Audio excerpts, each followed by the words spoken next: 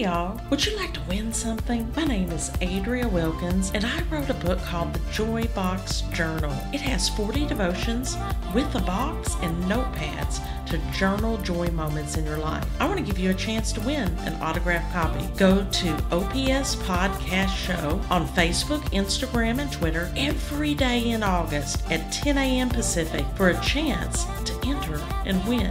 When you see the picture of my book, all you need to do is like and post a comment with the hashtag #LookoutForJoy. If you'd like an extra entry, go to my Facebook page, Adria Wilkins. Will be a post pinned at the top of the month of August, and it will be labeled Chance to Win. All you need to do is like the post and comment. We will do a drawing live at the end of August. Good luck, and y'all be on the lookout for joy.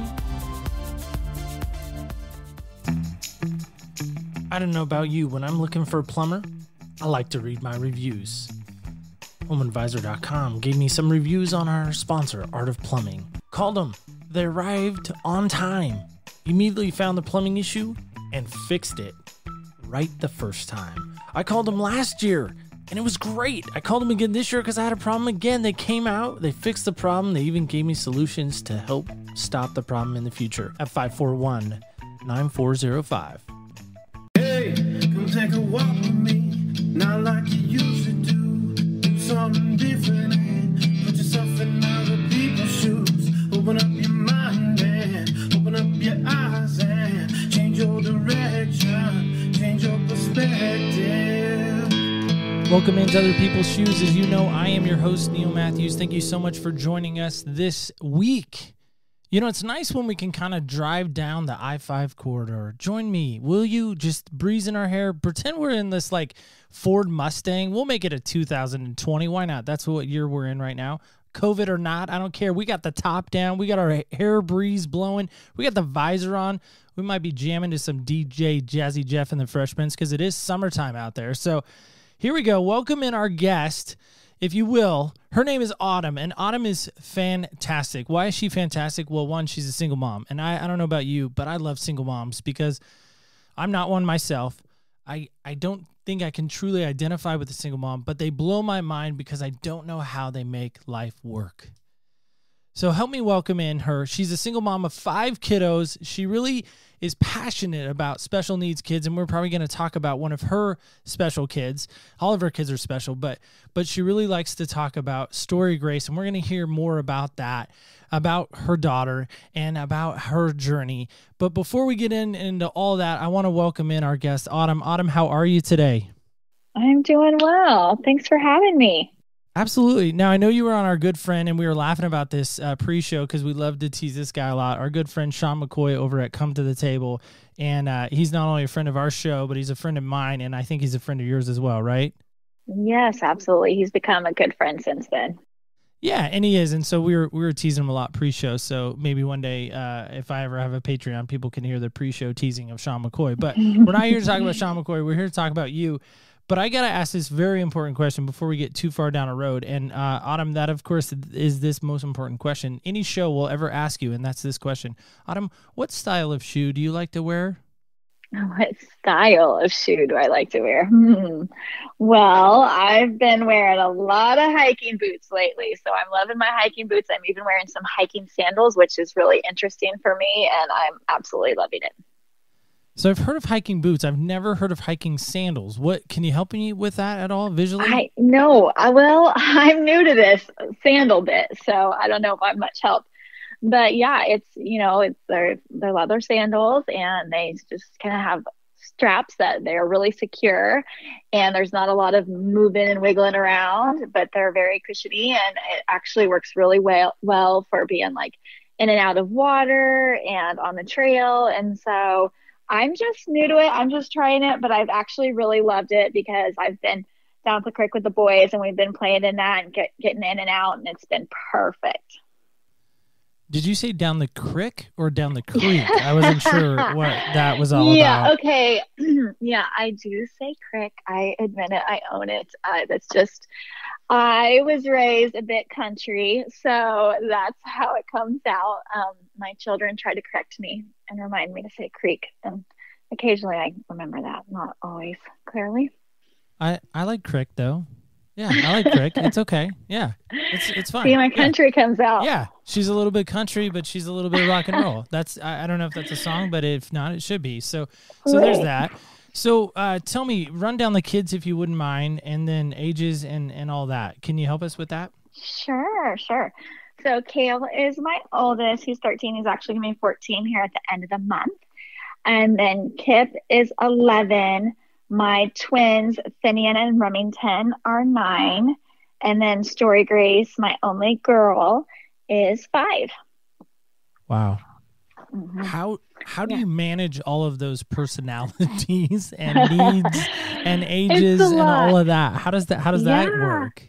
Yeah, well, it's definitely interesting, and it's always a little wild around at our house. I've got 4 boys within 4.5 years. So that's a lot of boys, and they feed off of each other, and they're wanting to wrestle, and they're just wanting to play all the time, and they're loud. I mean, it's just crazy town. And then they love Story Grace, and they play with her, and they're very much protectors, especially Kippy. I call him my little protector. He will let you know if you're not handling her correctly, and they're great.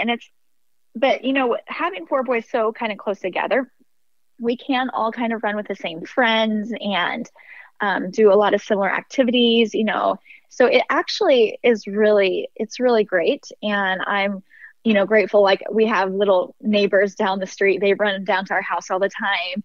And it doesn't matter if it's the 3-year-old that comes over, all my boys will play with them, or the, 8-year-old. It's just a lot of fun. And they're all just, it's good times for anyone that comes over. And we've been packing up the neighbor kids and doing stuff. So it's been a lot of fun at our house. And, it's always a little wild, but we have fun. That's awesome. I'm thinking back to my childhood, right? I'm thinking back to playing in the neighborhood, and that's what it kind of sounds like, what you're detailing there. Mm-hmm. And I just remember everyone playing with everyone else, and there was, we didn't care. We didn't know about racism. We didn't know about maybe economic status. We didn't care. Right. If you could play third base, we wanted you. If you could play wide receiver or play quarterback that day, we wanted you. We didn't care about that stuff. Right. But I also know when I was growing up, as fun as all that sounds, I didn't grow up with my dad really around. I didn't grow up with, father-son picnics. I didn't grow up with father-son catches. I'm just curious, if you don't mind, if we can go down this road a little bit. Do you ever feel like when you look back on your kids' life, and I know you're kind of young in being a mom per se in some levels, but do you ever wonder what their thought process will be like about maybe not having a dad around? Yeah, well, their dad is involved in their life, in the boys' life. And so that is, I'm really grateful for that he is around and involved. What we do really miss out on, and that's hard, is that, we don't have extended family. I grew up with this amazing extended family. We had every Sunday after church, we had Sunday dinners, and we all got together, and the kids, we all went and played, and every single Sunday, and you always have this support. And they still continue this tradition. Right. And, coming here to, being on our own with no family in the state, it's been really tough. Just, family is so important, that they back up your values. They back up mom and dad, like what they say goes. There's people to support and encourage your beliefs and the direction you want to take your children. I remember, talking with my grandma and my aunts, and just, if I had a problem with my parents, and then I knew that they cared about me, but they were also going to steer me in the right direction because they loved me and they cared about me. And maybe they might disagree with my parents or not, but they're still always going to encourage me to obey and listen to my parents. Right. And so I think that's been really extremely tough. I think, especially as a single mom, not having that backup there. We do have some great friends, neighbors and in the church and things like that, but still it's still tough not to have that consistent, extended but very close knit family nearby. So I think it really, it makes things hard for sure. Yeah. Again, I was going back to, obviously I didn't know too much about, the involvement in a dad. I just know that as single moms, right? I mean, you could probably speak to this way better than I could. Sometimes you have to play that dual role, right? You have to play not only mom, but you got to play dad. Yeah. And, and I just think by the way, I applaud any single mom out there that's doing that, because again, I think there's so much power in having dual parenting. And I think you would probably want it that way as well. I mean, I don't know. Oh, absolutely. But I mean, you would. Yeah, I think, I know with single moms raising children, the stats out there are not great. It's really heartbreaking if you look at the stats, and I would never, ever wish this for my children. I've been through a lot, gone through a divorce, and, my daughter's third grade, of course, is special needs, but nothing has been more difficult than the divorce, and knowing that my children are going to be raised in a broken home and not have both members, both parents there at all their events. I remember as a kid, my parents were divorced, and it was really difficult for me. I always felt like someone was missing, at Christmas and Easter. And I remember as a kid dreading Christmas just because I wanted that for my kids. And so it is, I don't know if I will ever overcome that heartbreak of the dissolution of my, immediate family here. I just don't know that I don't know that I can recover from that, because that was so important to me for my children. I don't know that, I think what the situation we're in now is working, but I just think having both parents on the same page, on the same team, in the same home, you just can't beat that, right? You can't. And again, I'm going to tread delicately here, because I know when it comes to relationships, right, it's tough. It takes two people. It takes, it takes work. My wife and I are very fortunate, this month of August, we celebrate 19 years together. And to me, it hasn't been all, Disneyland and field full of daisies and, Hallmark movies and, which is such a lie to our to our society. Sorry, Hallmark's probably going to write me a letter and say our movies aren't lies. No, they are. But but I say that because to me, and I think you're right on with what you're saying. I think it's just so hard, and I think people forget that when you get two people together, it just it's hard. It's hard stuff. So again, I applaud you. I applaud you for what you're doing, and thank you. For what it's worth. And I do. I just my sister. So Angel, here's a mention. My sister is a single mom as well, and we have conversations all the time. And she only has one kiddo. I can't even imagine having the 5, but she does it somehow, and she does it with grace and with love, and it's just I always stand back and I just am. It's like trying to do long division blindfolded, I often say, because I don't get it, I don't understand it, but you make it work, and that's awesome. So let's talk about something more exciting, right?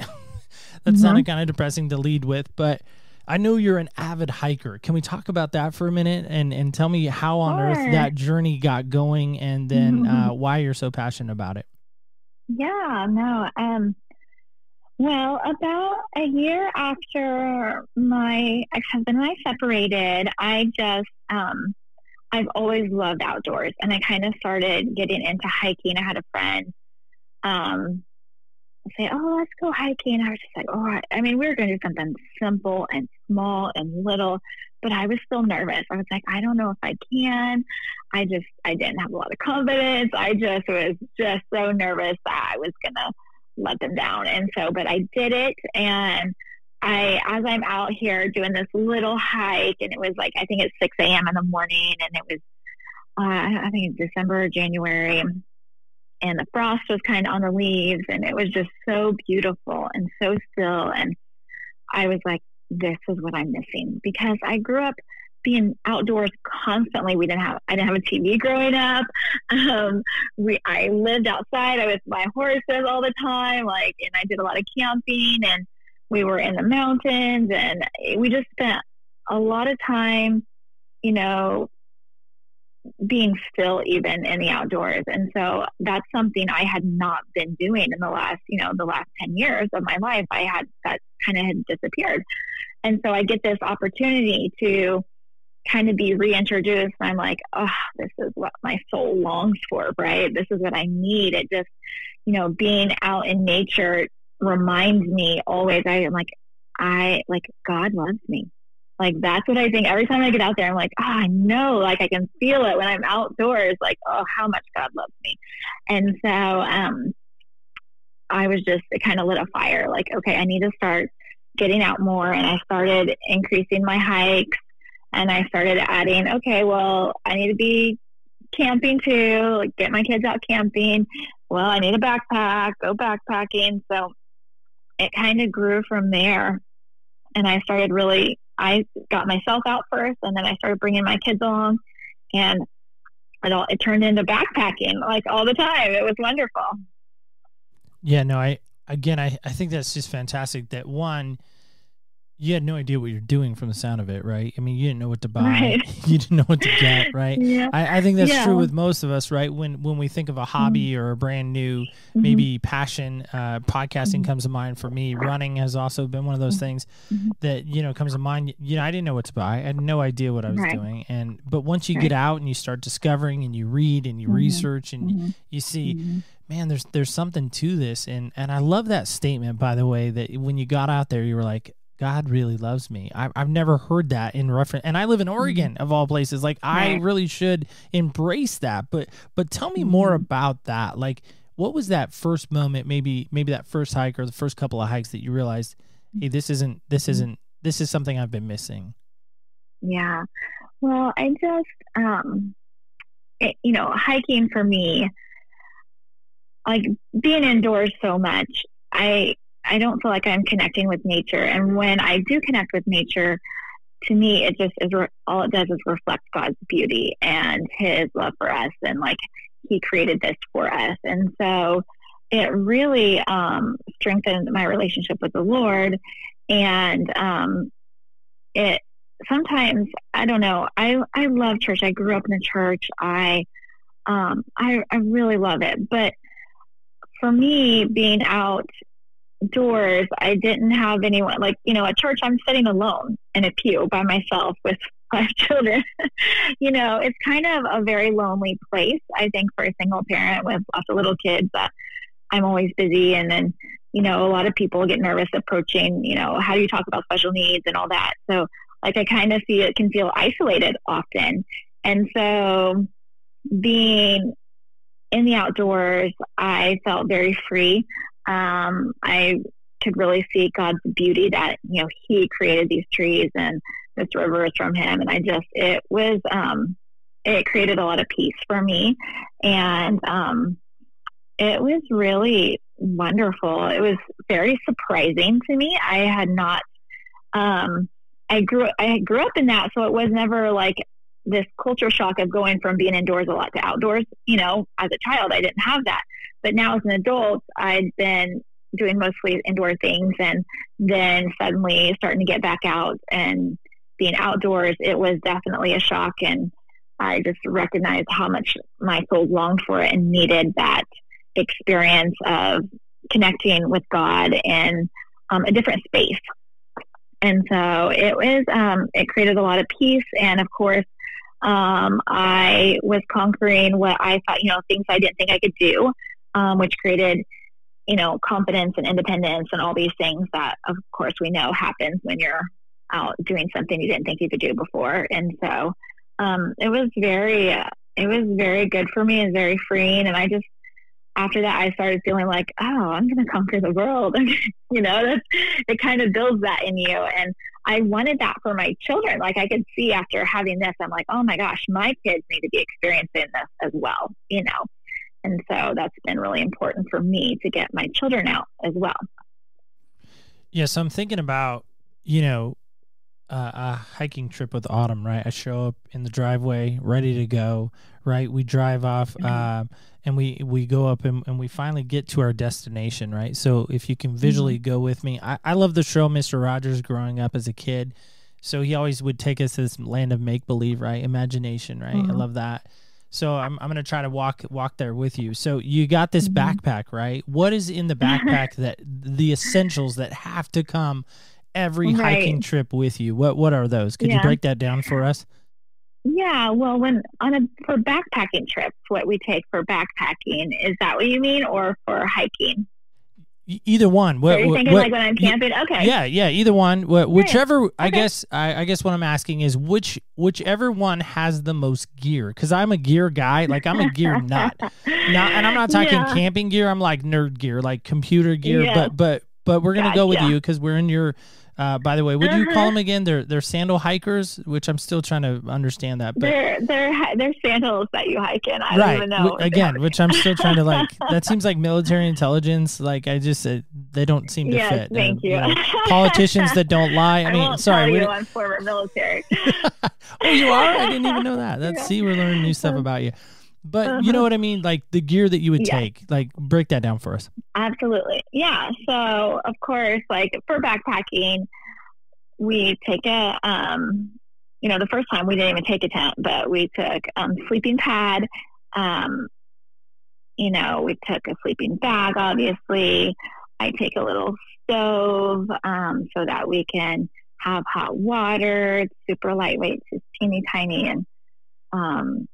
And then, we all get one cup and one like fork, and that's all the like equipment and utensils we take for our meals. Like that's it. Like you rewash it if you want something else, right? Everything's used in that one little cup and one little fork. Of course, we have our food and our snacks, and then maybe you take an extra pair of clothes. But it's when you're backpacking, you keep it very minimal, right? Like there's not a lot of extras going with you. We always take a knife, and, we'll take a tent. And then for Story Grace, she needs her own special food. She needs her syringes. She needs her feeding pump. She needs, her medications and her diapers and all that stuff, So Story Grace has all her own little list of things that she needs whenever we go. So that's kind of what we take, a water filtration system. So we don't have to carry a lot of water when you are up in the mountains. So you can just filter your own water, and that saves a lot on the weight. And so that's kind of, roughly what we take. I love that. So I'm thinking about you as a single mom, right? And teaching your kids, right, one, how to survive, how to get through life, how to be, I'm guessing, good human beings. Just by what you're saying, right. It sounds like there's some integrity to you, especially when you talk about military service. I know that comes into play big time, right? I'm just guessing. By the way, what branch were you in? I was in the Army National Guard. Okay, that's awesome. So I'm thinking about this as you're breaking down your list here. By the way, I took notes, which for those who know me are going to be like blown away, like head blown. Minds are being blown all over the country right now when they hear that Neil took notes. So, but I'm breaking this down. You got a tent. You're creating a home for your kids right now that they're going to one day look back on and go, man, I was loved in that home. I was loved in that place. My mom loved me enough to provide a safe place for me, right? You're creating this bed where they can go and they can dream dreams and they can have visions and they can say, you know what, one day I'm going to be whatever, right? You're creating that for them, not only by the camping, but the home that you're providing. The water. I don't know about anybody else. You can't go too many days without water because you won't survive. You just won't. And this water that cleanses our body, that filters through all the impurities that are in us, and you're creating again that idea, that water filtration system that you were talking about, the idea that you are now providing them this idea that, again, these purities that they get to experience by being around you and by going on these camping trips. And I don't know about anybody else. Again, when we sit around a table, back to our friend Sean, but there's something powerful about cooking and sitting around a table and learning to cook. Like, my hand is not up on that. Like, I can't cook. I can make nachos. I'm pretty good at that. But outside of that, I can't cook. But the idea of having a meal with somebody and sitting with them and hearing again their thoughts, their stories, their imagination, their dreams is just powerful to me.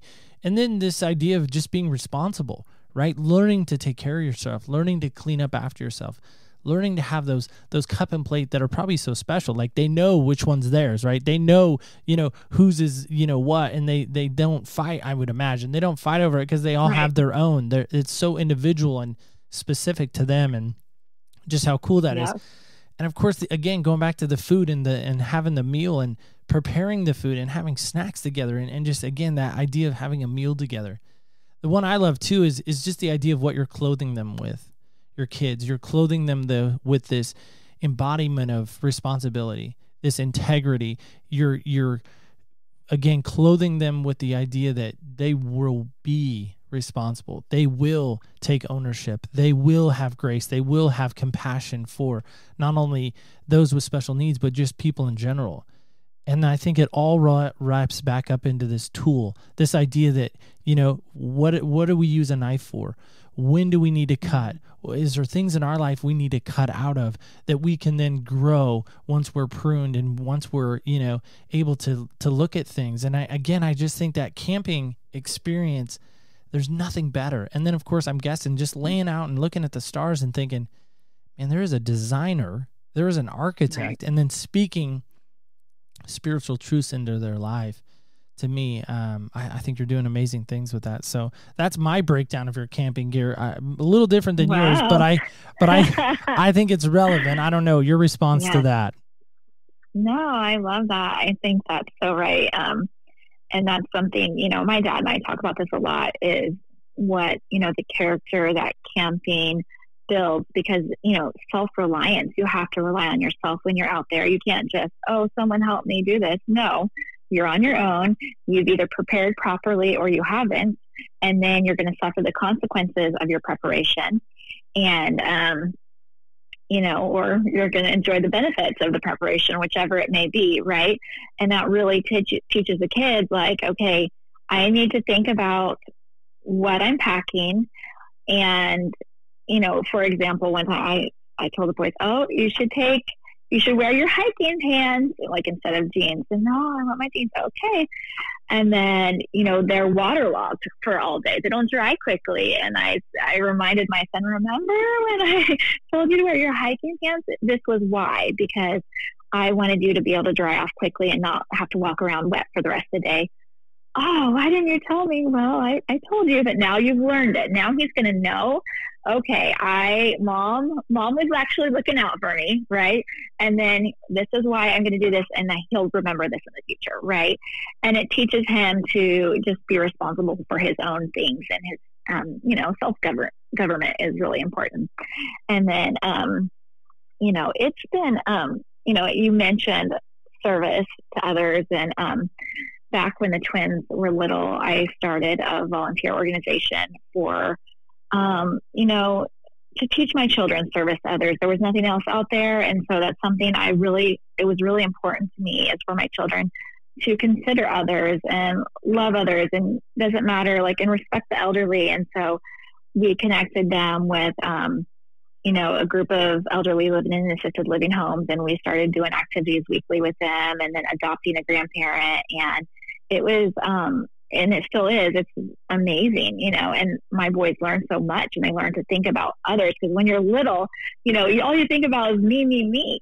But when we go, and I've got my 5-year-old, and he's cutting out a little activity for a 95-year-old, right?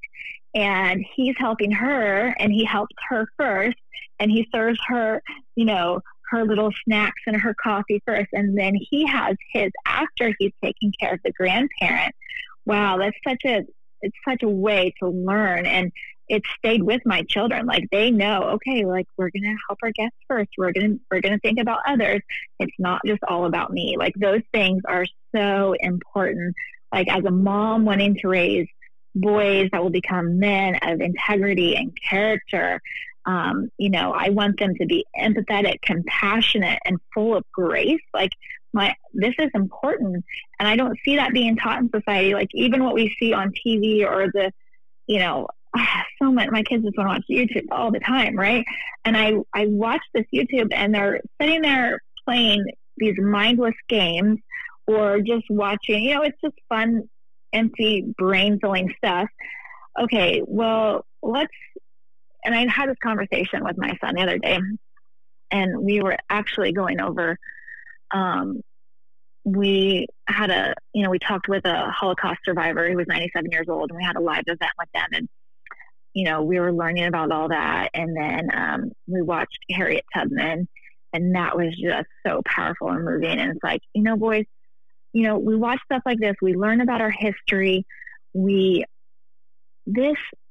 you see how much suffering these people went through?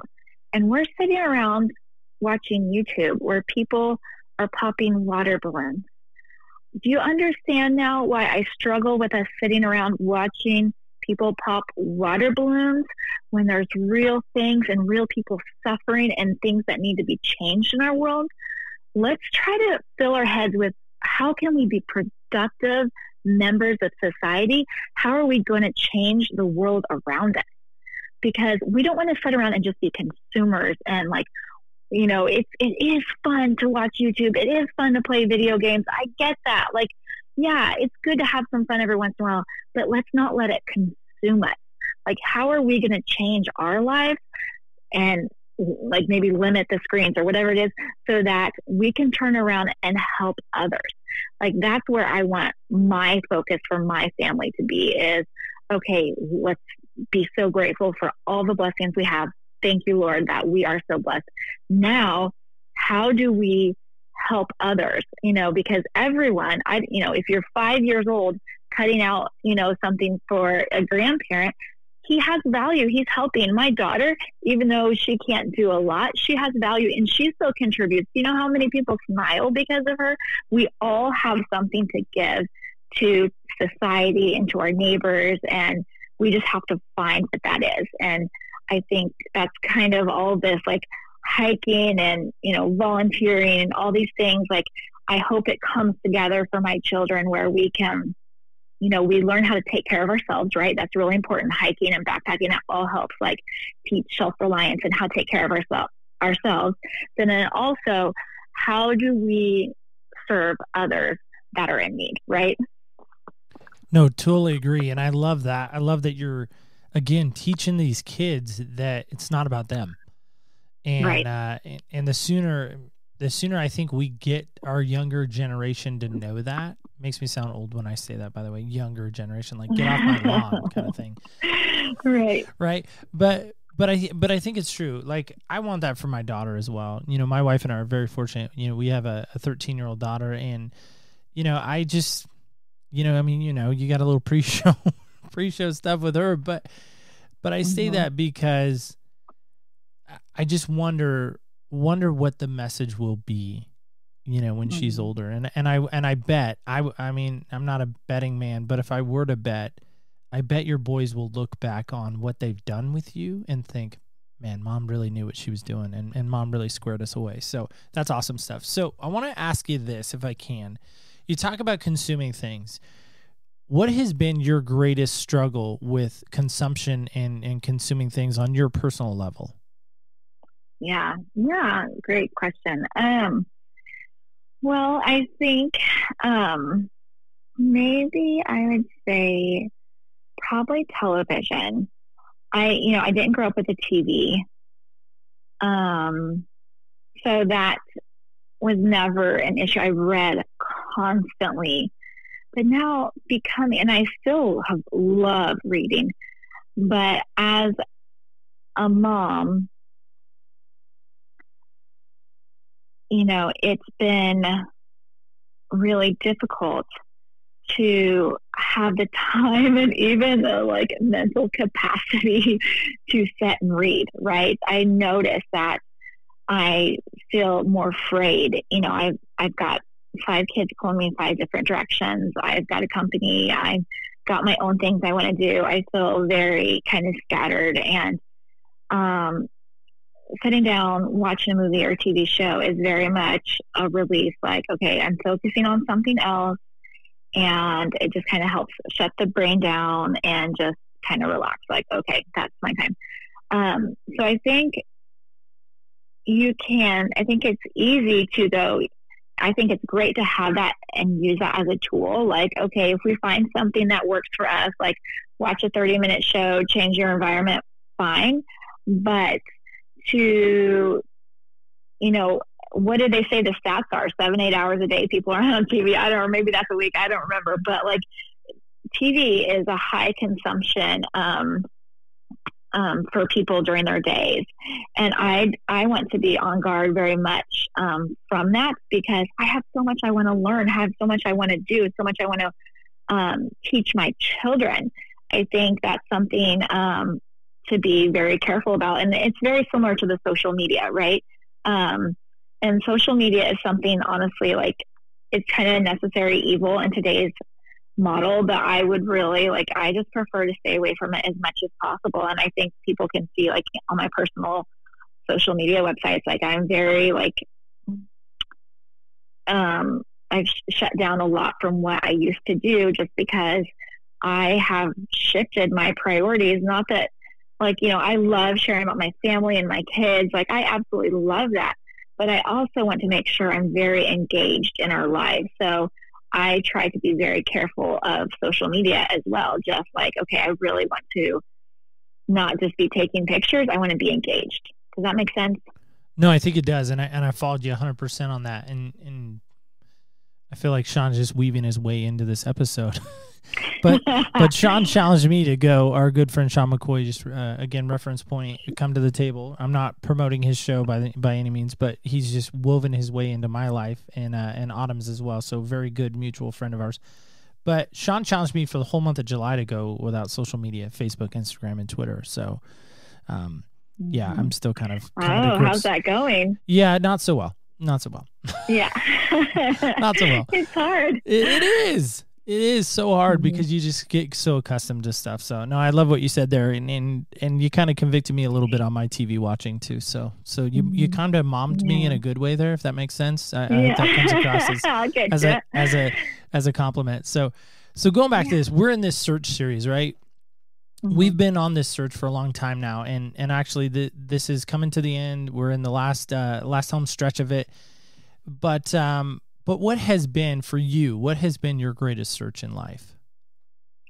Yeah, that's a really tough question. Like I don't know if I can narrow it down very well, but I think one of the things that is so important to me is that I just want peace.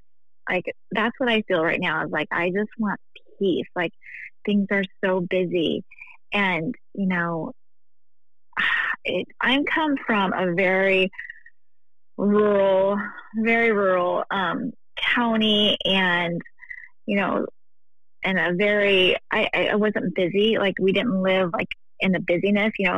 Things were simple. We no TV. That makes things really simple. I was outdoors a lot, and so then moving to California, and being decades later, where everyone's got anything they want in their hands on this iPhone. I think that I really miss those days of sitting around Sunday dinner. Just no one has anywhere to go. No one has anywhere to be. This is your day of rest. It's like we're just sitting and visiting for hours. We would sit at Sunday dinner with the entire extended family, cousins and aunts and uncles and grandparents. And so then coming here, and everyone's in sports all the time. No one has time to even sit down and have a meal together at all, nor do they have time to like, hey, I just want to drop in, get to say hi, or have someone's having a hard day, come on over, whatever. I don't see that. And I don't really know if it's a California thing or if it's an adult thing, or what, but I don't want to live this life of frantically running from here to there, never having time for my friends or my neighbors. I love my neighbors. I have amazing neighbors. I feel like I have this, I love to connect with people. I never want to be so busy running to sports. Like and running to my personal activities and just whatever it is, that I don't have time for people, right? And the busyness is kind of heartbreaking for me. And I see it with my friends and, people in the community, and most of us, I think we're all guilty of this, of just, I'm so busy. And maybe it makes us feel like that gives us worth. I don't know. But for me, I hear that and it's a little heartbreaking, because it's those moments in the evening where it's like a last minute barbecue. Oh, we're not really doing anything this evening. We're going to throw some brats on the grill. Come on over. Let's just sit and visit, let the kids play, and, chat the evening away. Like, that's the moments where you build relationship and community and love and care about people. And so, when you're so busy and you're exhausted every night and you don't have time for those, you can't think about having anyone over, because you're just so completely drained that how can you turn around and give anything or, host? So, I don't know. I think that's probably like, I just want like peace and calmness and, this kind of a slower lifestyle is really what I love and I crave. Yeah, no, I hear you. And I think as much as people want to, keep crying and whining about COVID, and believe me, people have died. I'm not trying to be, so flippant that I don't recognize that and hear that. But I think what COVID did for me, at least, the lesson I'm still learning in this is value the people that I'm around. And, I've had a lot more time. I've had a lot more time to do stuff. I mean, I'm an avid sports fan, huge University of North Carolina fan. There was no March Madness this year. That was hard. That was hard for me. I know, right? Tragic, right? I love March Madness too. And it was just, yeah. But I could go all day on that. But I hear what you're saying, and I love what you're saying there. So I want to talk about Story Grace, and I know she has an amazing, I'm not trying to be funny here, but I know she has an amazing story. But how could we know more about it, and how can we learn more about her story and kind of that? And then I want a two-part question to this. You mentioned your company. Can we kind of talk about both at the same time? Is that a possibility? Sure. Yeah.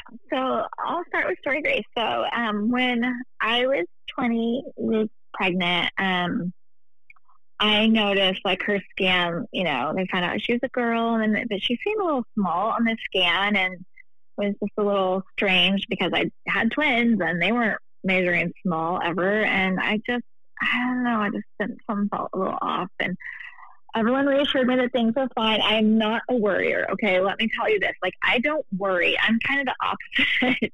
Like, everything's going to be fine, but I was concerned, and, the midwife had said, well, we can send you for, a better scan. And I said, okay, let's do that.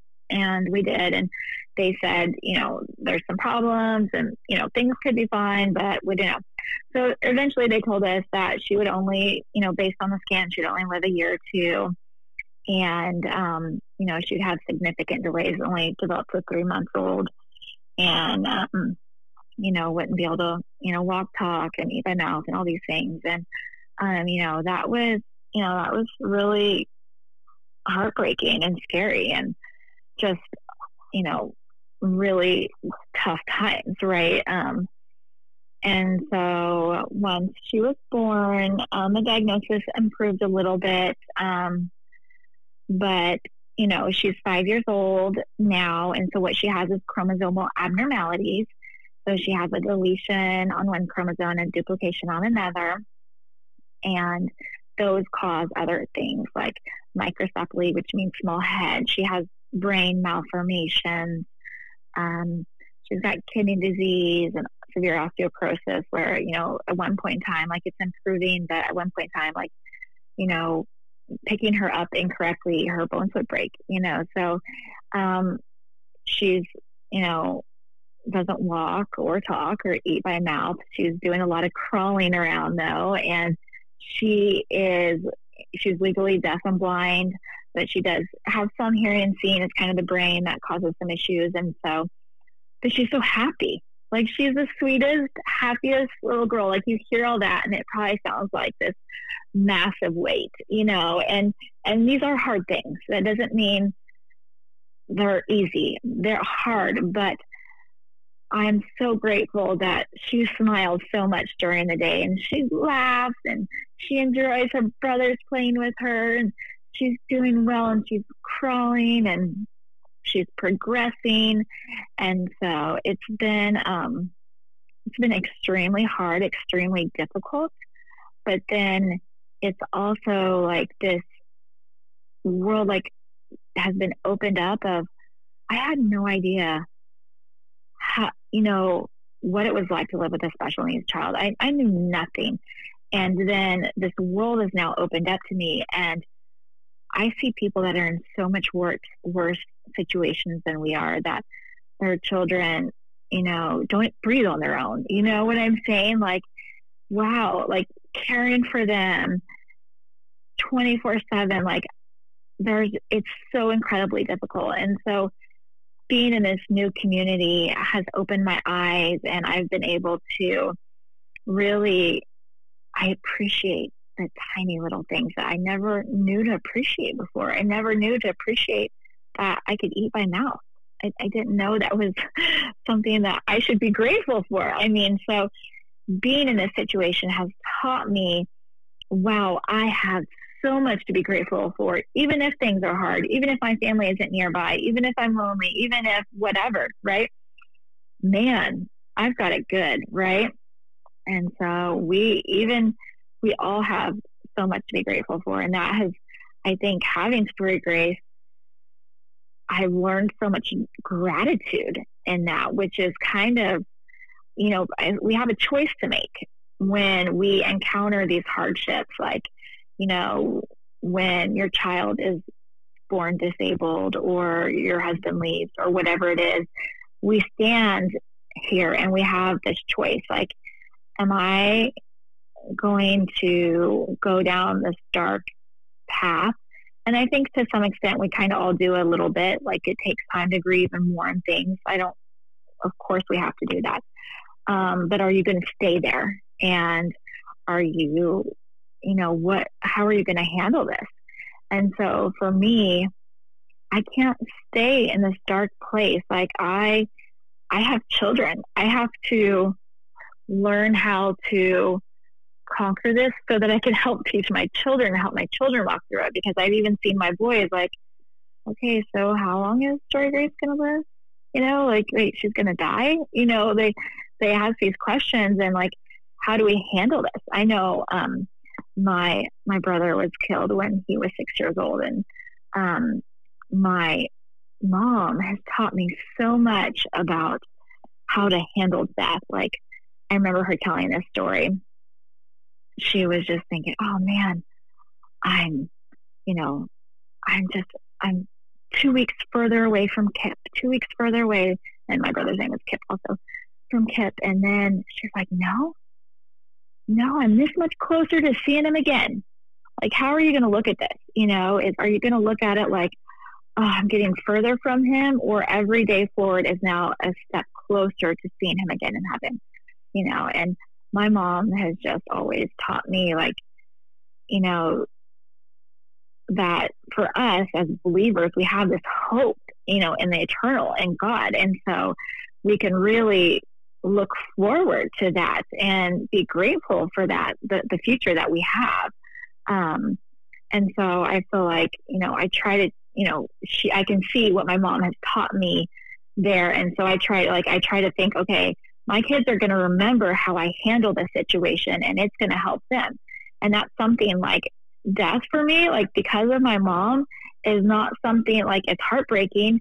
I'm going to miss that person selfishly. I'm sad, right? But it's not something that destroys me, the thought of it. It doesn't. And I think I owe a lot of that because, to my mom, and I can see people suffering. And to me, I can see that suffering can be so much harder sometimes. So I don't know. It's just, does she know that, by the way? Does your mom know that you feel this way about her? I don't know. Probably no way she doesn't know this. I don't know if we talked about this.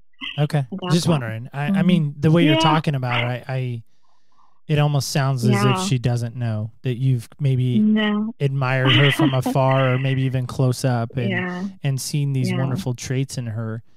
Oh yeah. Yeah. I mean, I don't know. I'm not trying to meddle. That's not my job per se. I'm not a meddler. Okay, I am a meddler. Clearly meddling, Neil. I'm a meddler. Oh I'm a meddler. Yes. Yeah, but when I hear that, like, well, okay, so flip side of that, right? And then I want to get back to the company question. Yeah. But flip side of that, if your boys came to you, I don't know, again, I forgot their ages. I'm not a numbers person. I'm a people's person. But I'm thinking they come back to you at 25 or 30 or maybe even my age of old age of 40. Right.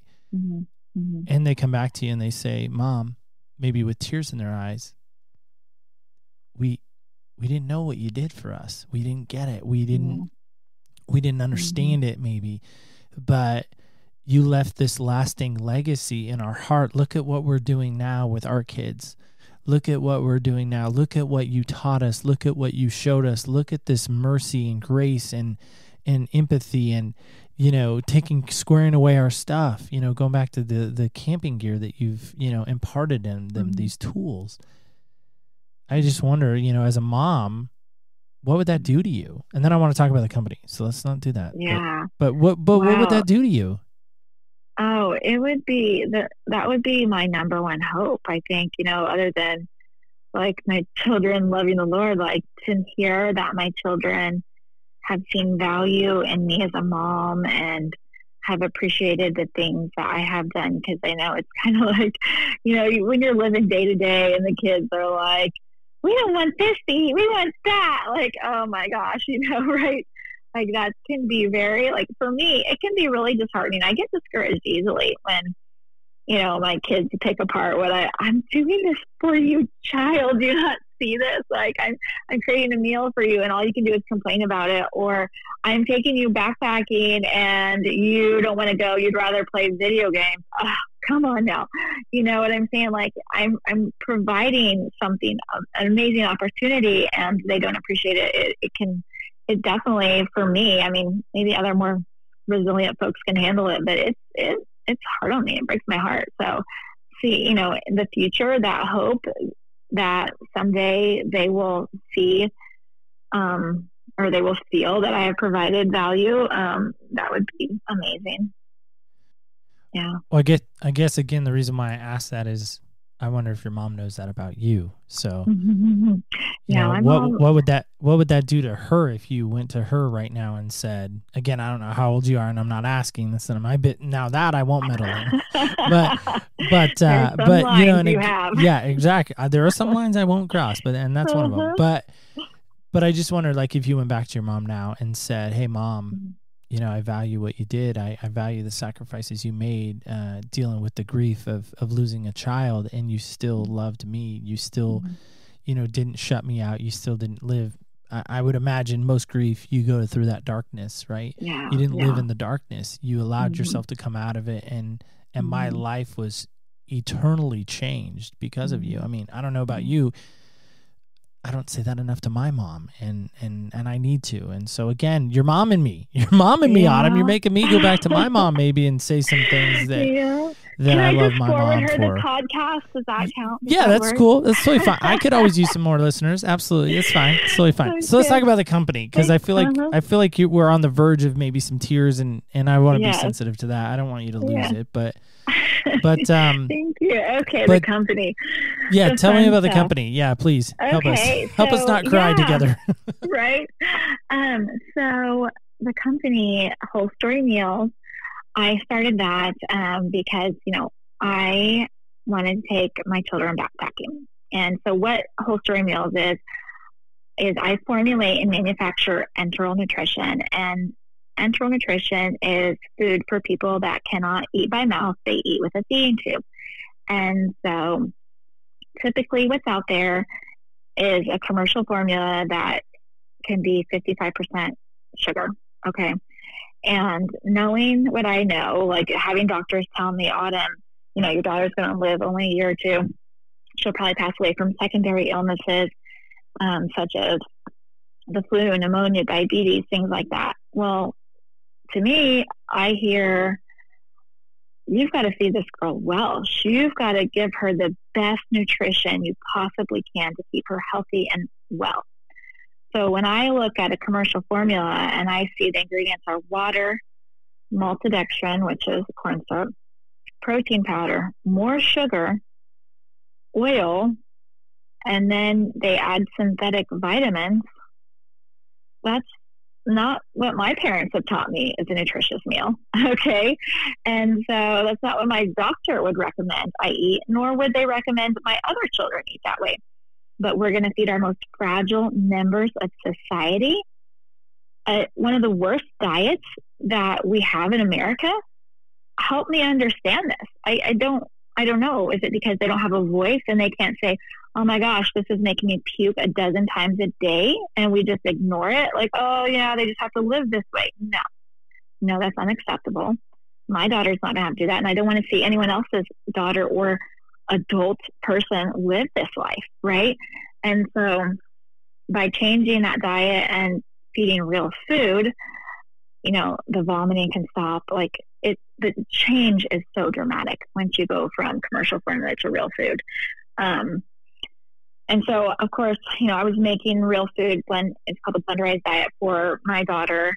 And then, I wanted to go backpacking, but when you do a blenderized diet, you cook food, you put it in a blender, you add liquid, you blend it so that you can put it through a feeding tube. Well, it's really heavy and it needs to be refrigerated. And how are you going to haul this heavy liquid out backpacking, right? Like, I had this dilemma. Like, I just did not know what I was going to do. How, I'm trying to get my boys out and help us connect to nature and to God and like improve our lives, right? But I have this problem that I can't figure out. So I finally, I did a ton of research. I was, I'll just buy a meal replacement, a powdered meal replacement. There was nothing out there that was a whole meal, like a real complete balanced meal like she would need. And so I decided, well, I'm going to make my own for her for backpacking. But then once I started doing this and made a little, made food for her, I realized, so many other tube-fed people could benefit from this. There's just not a lot of options out there. And so I decided that I would turn this into a company so that I could help other tubies, we call them tubies, other tubies eat well and be able to be active. Whether active means going to, the siblings' soccer game or going backpacking, whatever that active is for them, or just going for a little, stroller ride around the house, who knows what it is. But like changing the quality of life, like eating healthy and being able to be active. Like when we go on a plane with this blenderized diet of this, all this liquid, well, how you can't let it sit at room temperature all day. What are you going to do? You put some of it in a hot thermos, but then some of it's frozen. What if your plane's delayed? You can't just go through, just grab a little muffin or egg bites from Starbucks. No, you don't have those options. There's nothing. We're going to the hospital, or we're going, I don't know where we're going to find, food for a tubie. So it's different. Like, you have to be prepared. And so, starting this has really just been this labor of love for other tube-fed people out there and helping them, enjoy a quality, like a healthy life. And I know this might sound dramatic for people, but it's really not. It's really life or death. You hear what the doctors tell me, like, you're going to pass away from an illness, and then it's like, okay, well, let's eat well. It's really important to stay healthy and feed our bodies well. So, and then the quality of life going from, maybe they're vomiting every day, or they're nauseous every day, or, some kids like start crying when it's time to eat because that smell and that all the sugar, it just like makes them sick and like makes their stomach hurt. And so it's really heartbreaking. But the good thing is that things are changing. Like, I see a dramatic shift and parents especially are standing up and demanding change. And that's the only reason why things are changing. Is, I'm teaching doctors and dietitians, how to, feed a tube-fed person real food. And they might kind of know, some macros, what they want to see a person eat, but to do it in real life, a lot of them don't have that experience at all. And so having a tubing mom or tube-fed person that creates their own blends and does that, is so helpful. So I am, even though I'm kind of painting this dark picture, things are changing and it is improving. And I'm so grateful to say that, and so grateful to be a part of it, right? Like, I'm just so thrilled and excited to be able to be a part of this amazing change in the enteral nutrition community that I see coming and is happening. And it's so exciting to me. And I love being a part of seeing someone's life improve, right? No, I do 100% love what you're saying there. And just so real quick, if those who are maybe in that sphere or in that they're being affected by that, how can they get more information about what you're doing and all of that? Yeah. Well, they can just go to my website at wholestorymeals.com. I'm on Instagram and Facebook as well. So just search up wholestorymeals.com and they'll find it. And then they can always shoot me an email or call me. All my information's on the website, right? And I help people all the time. Like, you don't have to buy my product. Like, if you want to be taught or introduced to a community that wants to do real food, I'm happy to do that. Like, that's my love and my heart's desire. That's why I'm doing this, right? So it doesn't have to just be about buying, whole story meals. It's about, making a change in a life that will benefit, the tube-fed person. So, yeah, I'm here to help. And, there's an amazing community out there that teaches people how to blend foods, and all of that can be, reached, and people can be helped, through those avenues. So, and this is something like, for me, what's really part of my product that's unique is that it's the only powder. It's the only freeze-dried, cold processed product, so it really retains a lot of the nutritional value. And it's so versatile. A lot of, when you think about blending meats and fruits and all that together in one meal, like, okay, we're having a complete meal, that's going to be disgusting. And mostly it usually is. But thankfully, we have a vegan meal, kale, quinoa, and berries. It's kind of got this mild sweet taste with a little bit of a tartness in it. And people eat it orally, like I drink it, and I eat it as a puree. So people that need purees can use this. If you want to shake, like I take it backpack and I use it for me. I drink it like a shake. And then we have our chicken, peas, and carrots, which is a great savory. And I drink that one as a shake. I do kale, quinoa, and berries as a smoothie bowl. And I drink the chicken, peas, and carrots. And it's a nice savory because a lot of times, people, we need extra calories, so they drink Ensure or something like that. Well, let's do something maybe that has some fruits and vegetables and some good protein in there and try something a little different. So this is a great way to, all that stuff is kind of sweet.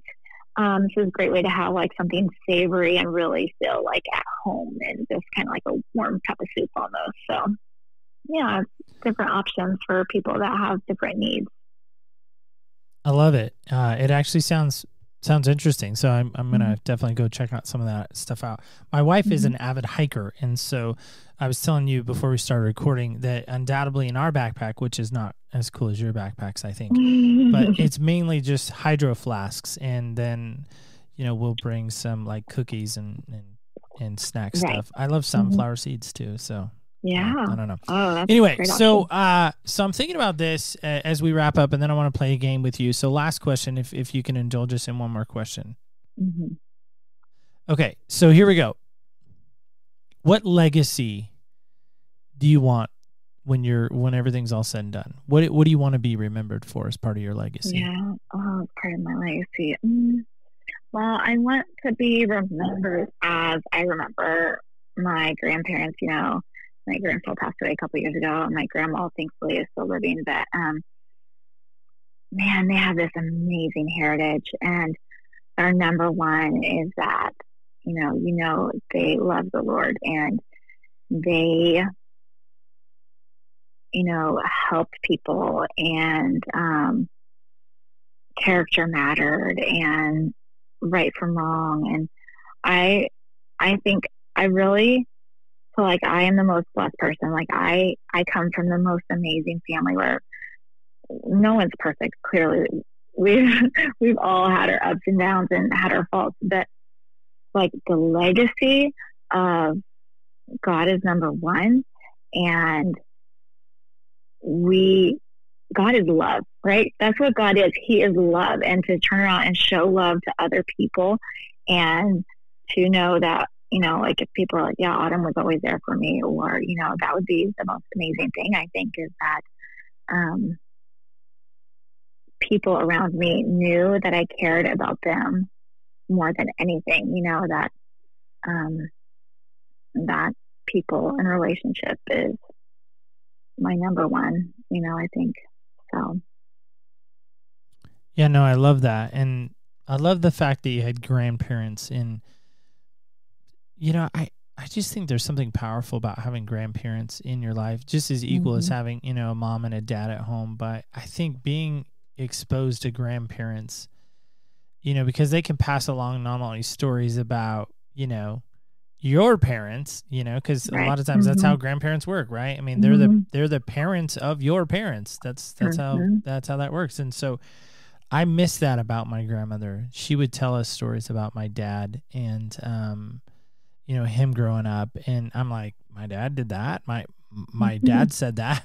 It was great. It gave us some great insight into our parents. And so I think that legacy, that lineage, that bestowing of wisdom, it's just, it's so missed. And I think so many times, because people just aren't living as long as they used to. So anyway, so we're going to play this game. It's a game we like to call Senseless. So Autumn, help us out. You do know that we have 5 senses, right? Okay. Yes. I'm a little nervous about the game. Go ahead. Just checking, because I feel bad because I always call this person out, but we did have a person on once that was like, wait, we have 5 senses. So that truly did happen. People are like, you're making that up. I'm like, no, it really did. They know who they are, and they're embarrassed probably every time I make reference to them. So here's our game. It's a game, as I said, we like to play Senseless. So it's just how we kind of wrap up the show. I know you're just down south of us, really, like probably 4-ish hours or so from us, but hey, we got to do this remote. You're in California. I'm in Oregon. So we're going to roll on your behalf. So it's this dye in a North Carolina blue cup. There's my Carolina reference. And so this is perfect. So you got number 5, which means nothing to you, but it means everything to me because it tells me what question to ask you. And that's this. What is your favorite thing to taste? What is my favorite thing to taste? Oh, gosh. What a question. Taste. I love eggs. I'm such an eggs person. They're so versatile, and so I think that's probably my favorite taste is eggs. Now, tell me, what do you say you like them in a variety? Because I remember a couple of years ago, and this is more than a couple of years ago, the Incredible Edible Egg, right? It was a cool little jingle. You remember that one? Uh-huh. Okay, so how do you mostly like to have your eggs? Okay, well, mostly for ease, I just fry my eggs or something like that, scrambled eggs, omelet, whatever. But, I love them in hollandaise sauce and lemon curd. Like, they're such like the foundation for so many amazing dishes out there. I think, I couldn't live without my eggs, and there's so much protein and good fat. Like, yeah, like I could just survive. I joke about my egg diet, actually. All my friends, like, how many eggs is Autumn eating today? Yeah. So yeah, eggs are great. You can mix them with all the vegetables. Omelets. I'm thinking of Gaston from Beauty and the Beast. I don't know why. This has no relevance to you, maybe. But he says he ate 8 dozen eggs or something, like 12 dozen eggs or something. Yes. I don't know. He's Gaston. Yes. He has that song. Anyway, yeah. we go full circle here on this show. I usually don't, just suck mine down raw like that. But I do know people that do that. Yeah, I'm not quite that brave, I don't think, but. That's awesome. So, Autumn, you get the last word. What do you want us to know? What can you leave us with? Maybe some wisdom, some just you get the final say, and then I'll wrap up. How's that sound? Oh gosh. Okay. Yeah. I don't know that I have anything brilliant to say. I just, I guess one of the things like I always want to pass along to my kids is something that I will share is just like learn to look for the things in our life that we can be grateful for. I think that's really important. To focus on the things we do have instead of focusing on the negatives, and really just, but also with that comes like giving yourself grace in the hard times. Like I very much have learned to stop condemning myself when I'm realizing I'm having a hard time and I need a break, or, I'm sad and want to grieve. Like I very much, that has really helped for me is to learn to accept that I need a break and that I need some time to grieve, and that's okay. But then I don't stay there, then I really do. Once I've had my time, I look around and see and count my blessings and what I can be grateful for. And that really helps change perspective and attitude and, ultimately the course of my life. If I focusing on the negatives and how I have a lot of things I can complain about. Like I can complain with the best of them. Let me tell you, like I've got some hard things going on, but where does that get me? Like, I don't want that life. I don't want the life of a complainer that's negative and down and depressed and sad all the time. No, so I choose to focus on the things that I do have and to be grateful for. And I think that makes a huge difference in my life. But, with that comes allowing for times to be sad. I hear people like, oh, buck up, suck up. No. Like, okay, yes, I totally say suck it up and drive on all the time. But that doesn't mean we don't allow ourselves our moments. That's not what I say at all. That's not what I mean. It's just when you've had your moment to grieve, then, choose to be thankful and see what you do have in your life that you can be grateful. Go volunteer and help the elderly or a special needs family that doesn't sleep at night. Like what can you do for someone else? And you start being really grateful for your life really fast when you go to someone else's life that's struggling and hurting and seeing what they're going through. Oh man, really changes your perspective. Awesome. Autumn, that was wonderful. Love that thought. So, guys, I just want to remind you of this as we do so often. Guys, remember when you walk in other people's shoes, you really do get a different perspective on life. Of course, I want to thank my guest, Autumn. Autumn, thank you so much again for joining us. Yes, thank you so much for having me. Absolutely. And guys, again, I just want to just call your attention to this, that, there's so many moments in life that we search for. Maybe we're searching for that next best thing. Maybe we're searching for this. We're searching for that. But let's take a moment right now, as Autumn just helped us, and I think she articulated it very well, from the standpoint of searching for those moments in life that we can make a difference. And she's truly doing that not only with her kids, but passing on that legacy to them.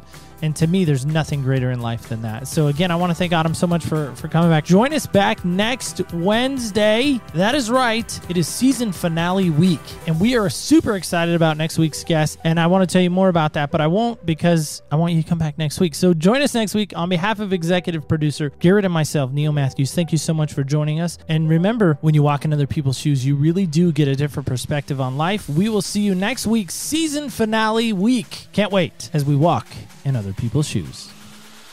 Thank you again for joining us on Other People's Shoes. As you know, I am your host, Neil Matthews. So excited that we got to sit with Autumn today and to hear firsthand account of what it's like to be a single mom with 5 kids.